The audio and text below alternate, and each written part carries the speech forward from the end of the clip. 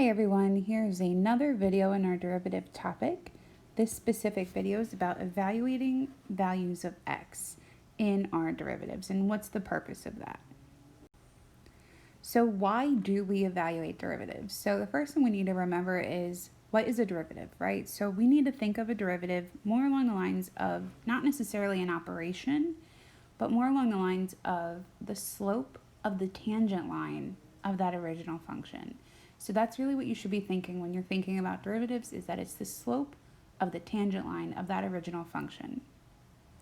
So the reason that we need to understand these is that these are valid and these are used in very real situations, such as if you've ever taken physics, you can take calculus-based physics that shows how speed, acceleration, and velocity are all working together using derivatives. That's how you can find them from each other. So getting that deeper understanding really helps you understand the importance of derivatives, and it also helps you understand what are we trying to find here, the slope of the tangent line.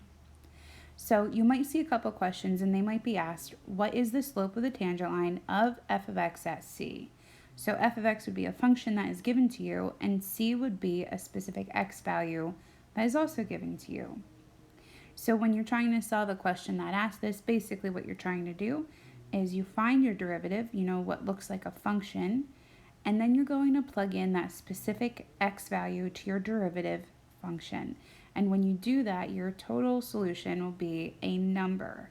So unlike the rest of our problems so far this week, your solutions here are going to be numbers. They're going to have values.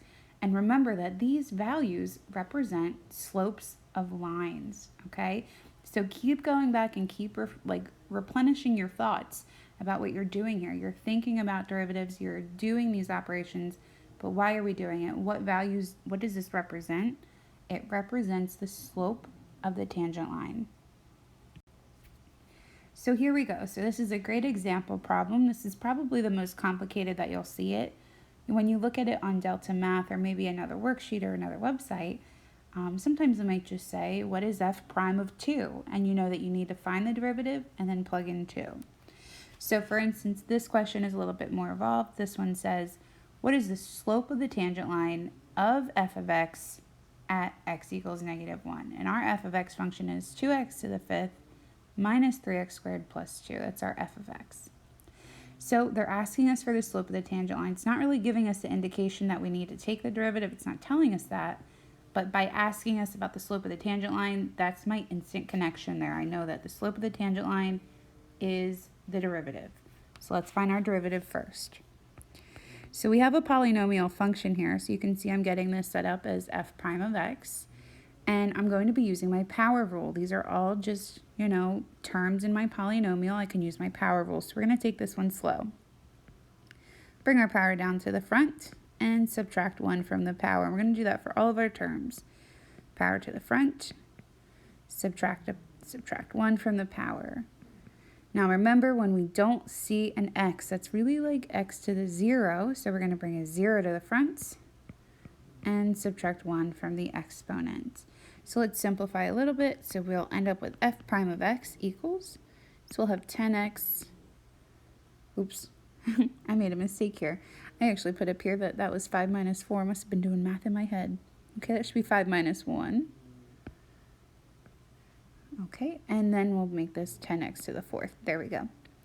And then minus 6x to the 1st. I don't really need to write that 1 there. And then 0 times whatever is going to be 0. So I'm not even going to write that. So nothing is on that third term. This is our derivative. This is our derivative function. This is f prime of x. This is not our solution, okay? They're asking us to find the derivative at -1. So what that means to me is that I'm going to find f prime of -1. Now I know my derivative function here, I just found it, so I'm just going to place my -1 in for all of my x's and just figure out what value I'm left with. So let's see, so -1 to the 4th, so any negative to an even value will end up being positive. And 1 to any power is 1, so it's going to be 10 times 1. And then -6 times -1 will be a +6. So we really end up with 10 plus 6. Hopefully that this is smooth sailing from here on out. and you get your final answer. You can see how it's just a value now. Your final answer is 16. Remember what we're finding, okay? Don't just be like, ooh, 16, we're done. 16, what does it represent for us? And it's a nice thing to always make like a conclusion statement to yourself to really like kind of finalize your problem that you're working on. So you could say right here that you can say we have the slope, tangent line of f of x at x equals -1. So a nice conclusion statement, really helping you remember and really solidify what we are doing here.